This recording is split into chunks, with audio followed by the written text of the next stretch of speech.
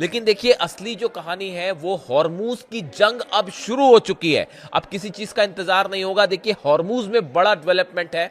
बड़ा डेवलपमेंट यह है, US president Donald Trump said on Sunday the US would begin escorting ships through the straight of Hormuz on Monday. देखिए Donald Trump ये कह रहे हैं कि अब हॉर्मूज में अमेरिका के जहाज, अमेरिका के नेवी, अमेरिका के सैनिक वहां से जहाजों को एस्कॉर्ट कर कर निकालेंगे।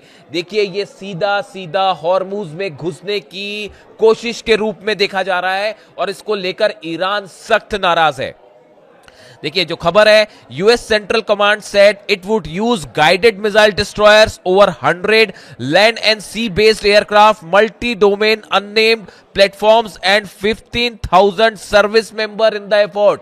जो यूएस सेंटकॉम है, ब्रेट कूपर जिनके चीफ है, सेंटकॉम वो पूरा ऑपरेशन देखती है ईरान को लेकर, उसका कहना ऐसा है कि वहां पर जो है कई जो डिस्ट्रॉयर्स हैं, जहाज जो है उनका इस्तेमाल करेगा अमेरिका।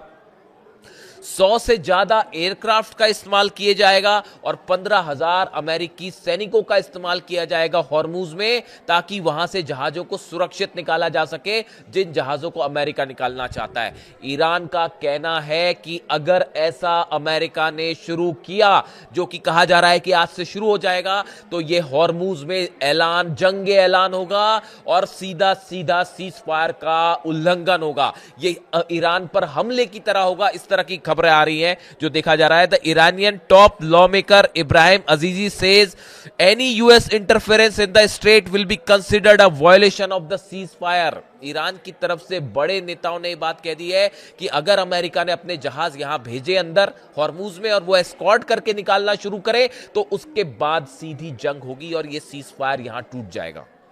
देखिए यूएस कांग्रेस में डोनाल्ड ट्रंप कुछ भी कहते रहे कि हमने अब जंग खत्म हो गई है, या उनके अधिकारी जो बयान देते रहे, हकीकत यह है हॉर्मूज में बड़ी जंग शुरू है और जंग सिर्फ ईरान और अमेरिका की नहीं है, ये जंग अब रूस और अमेरिका की हो चुकी है, रूस, अमेरिका और चीन की हो चुकी है।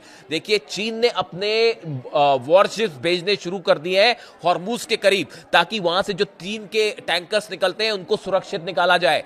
बताया जाता है पुतिन ने भी यह फैसला कर लिया है कि अगर हॉर्मूज को अमेरिका ने ज्यादा दिन बंद रखा तो रूस के वॉरशिप्स और रूस की नेवी भी हॉर्मूज आएगी। यानी आप देखिए हॉर्मूज में अब भयंकर जंग छिड़ सकती है और ईरान ने इसके लिए बड़ी तैयारी कर ली है। अगर अमेरिका की यह एक्सरसाइज अगले चंद घंटों में शुरू होती है, ईरान के जितने आइलैंड्स हैं सब पर मिसाइल्स तैयार हैं, सब पे Abu Mahdi anti warships missile तैयार है। चाइना की तरफ से बड़ी संख्या में मिसाइल्स ईरान पहुंच चुकी है, यह खबर कंफर्म है, इसमें अब किसी को कोई डाउट नहीं होना चाहिए। अमेरिका की जितनी खुफिया एजेंसीज हैं उन्होंने इस बात को कंफर्म कर दिया है। जो खबरें हैं सूत्रों से कि चाइना से बड़ी संख्या में एंटी शिप मिसाइल्स जो है वो प्रोवाइड कर दी गई है, वो सबकी सब तैनात है। ईरान की करीब 500 छोटी बोट्स हमला करने के लिए तैयार है।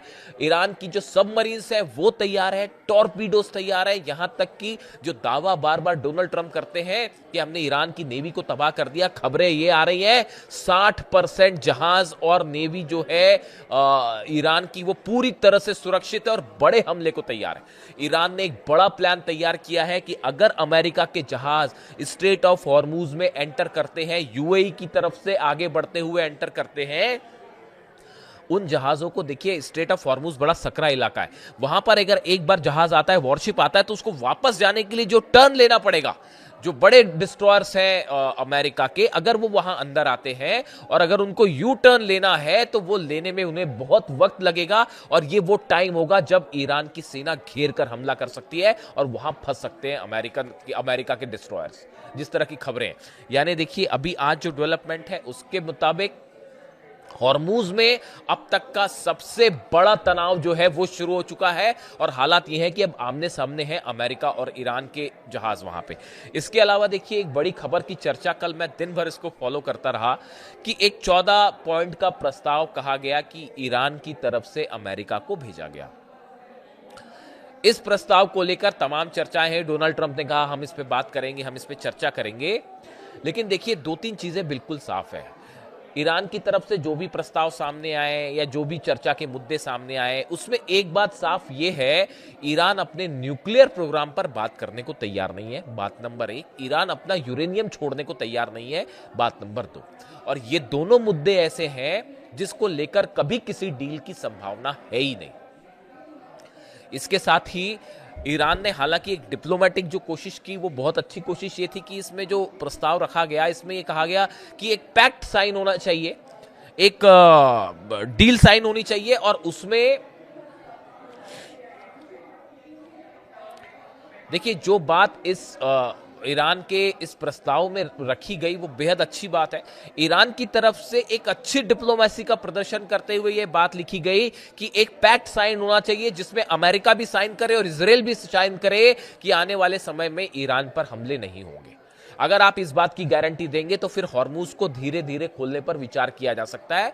इस तरह की बात ईरान की तरफ से रखी गई, जो मेरे हिसाब से बहुत ही अच्छा और सोच समझ के बनाया गया ये प्रस्ताव था। हालांकि डोनाल्ड ट्रंप इसे कभी मंजूर नहीं करेंगे, क्योंकि डोनाल्ड ट्रंप, आप इस बात को समझिए, डोनाल्ड ट्रंप का जो मकसद है हॉर्मूज में वो कुछ और है। डोनाल्ड ट्रंप को पूरे मिडिल ईस्ट पे कंट्रोल चाहिए, जो किसी सूरत में ईरान नहीं होने देगा, रूस नहीं होने देगा, चीन नहीं होने देगा। बात सिर्फ यूरेनियम तक या न्यूक्लियर प्रोग्राम तक सीमित नहीं है। इजराइल किसी भी सूरत में किसी समझौते को कभी आगे बढ़ने नहीं देगा, जो स्थिति बनी हुई है। यानी ये एक ऐसा डेडलॉक है। इसके अलावा मुझसे कई बार ये बात और पूछी जाती है कि आप हर बार जो है ये डील के अगेंस्ट क्यों अपने विचार रखते हैं या किसी समझौता के अगेंस्ट क्यों विचार रखते हैं।